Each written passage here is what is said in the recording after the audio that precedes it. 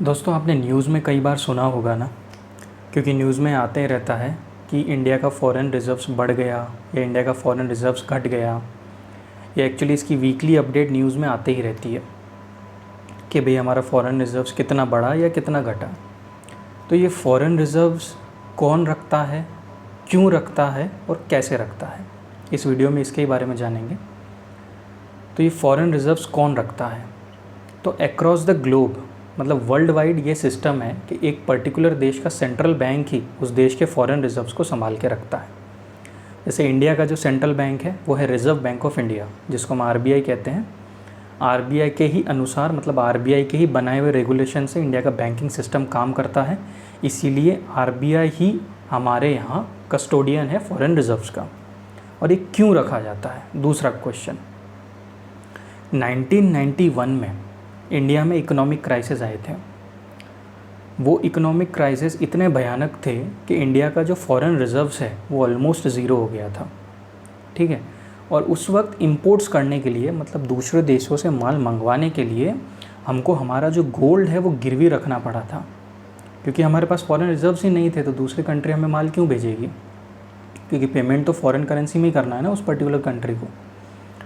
तो और जिस देश के पास जितना ज़्यादा फॉरेन रिज़र्व्स होता है, तो जो देश उसको माल भेज रहा है उसको ये एश्योरिटी रहती है कि भैया हमारा पैसा यहाँ से मिल जाएगा।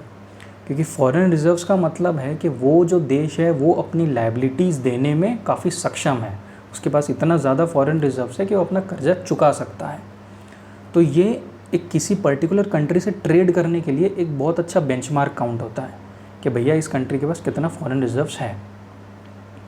और दूसरा, कभी कभी क्या होता है कि अगर हमारी जो करेंसी है वो अगर बहुत ज़्यादा डीवैल्यू हो जाए, जैसे अगर इकोनॉमिक क्राइसिस आती है, जैसे अभी जो डॉलर है वो लगभग 77-78 रुपये में $1 मिल रहा है। तो मान लीजिए अगर किसी को $10 की लायबिलिटी है किसी पर, और वो डॉलर अगर 50 रुपये में मिलता है, तो उसको 500 रुपये लगेंगे $10 चुकाने के लिए।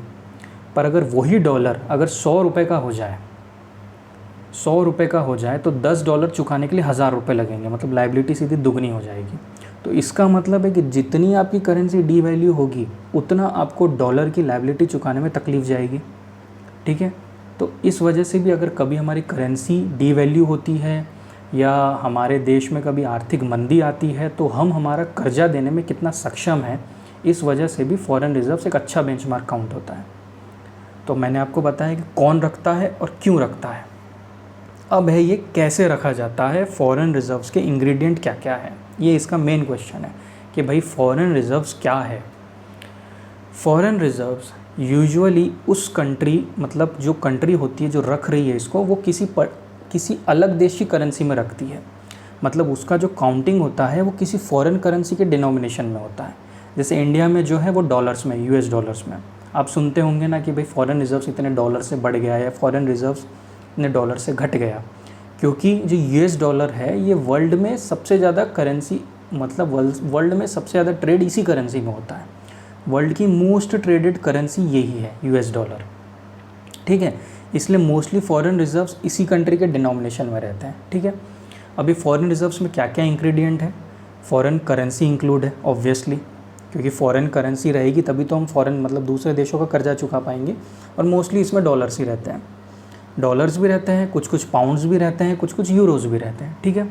इसके अलावा इसमें फॉरेन करेंसी बॉन्ड्स रहते हैं, फॉरेन ट्रेजरी बिल्स रहते हैं, फॉरेन गवर्नमेंट की सिक्योरिटीज़ रहती है। तो ये पूरे फॉरेन के डिनोमिनेशन में ये पर्टिकुलर फॉरेन देशों की, मतलब फॉरेन की चीज़ें रहती है इसमें, foreign currency, foreign bonds, foreign treasury bills, foreign government securities. इसके अलावा इसमें गोल्ड भी रहता है, मतलब गोल्ड भी, अगर हमारे पास गोल्ड है तो उसको भी हम as a foreign reserve count करते हैं। हालांकि गोल्ड रखने का पर्पस काफ़ी अलग अलग है, मतलब इसके और भी तरीके हैं। जैसे आरबीआई जो नोट छापता है तो उस वजह से भी वो गोल्ड रखता है। तो इसके और पर्पस क्या क्या है, तो उसकी लिंक मैं आपको आई बटन में दे देता हूँ, आप चेक कर लीजिएगा, वो वीडियो भी आपको मिल जाएगा। इसके अलावा इंटरनेशनल मॉनेटरी फंड में हमारा कितना रिज़र्व है वो भी फॉरेन रिज़र्व्स में काउंट होता है। मतलब जो आईएमएफ कंट्रीज़, जो आईएमएफ है इंटरनेशनल मॉनेटरी फ़ंड, उसमें जो देश मेंबर कंट्रीज़ है वो वहाँ पे कुछ रिज़र्व रखती है, तो वो भी हमारे फॉरेन रिज़र्व्स में काउंट होता है। उसके अलावा SDR स्पेशल ड्राइंग राइट्स, ये भी IMF से ही जुड़ा है, मतलब इंटरनेशनल मॉनेटरी फंड से ही जुड़ा है। तो किसी कंट्री को कितने स्पेशल, मतलब कितने अमाउंट का SDR मिला हुआ है, मतलब कितने अमाउंट का स्पेशल ड्राइंग राइट्स मिला हुआ है IMF से, तो वो भी फॉरेन रिजर्व्स में काउंट होता है। तो मेन इंग्रेडिएंट 4 है, फॉरेन करेंसी, गोल्ड, SDR और reserve with IMF। Foreign currency से अलावा फिर उसी से ही मिलता जुलता foreign bonds, foreign treasury bills, foreign government securities. तो मैंने आपको ब्रीफ में पूरी जानकारी दे दी कि फॉरेन करेंसी कौन रखता है, क्यों रखता है और कैसे रखता है। थैंक यू दोस्तों।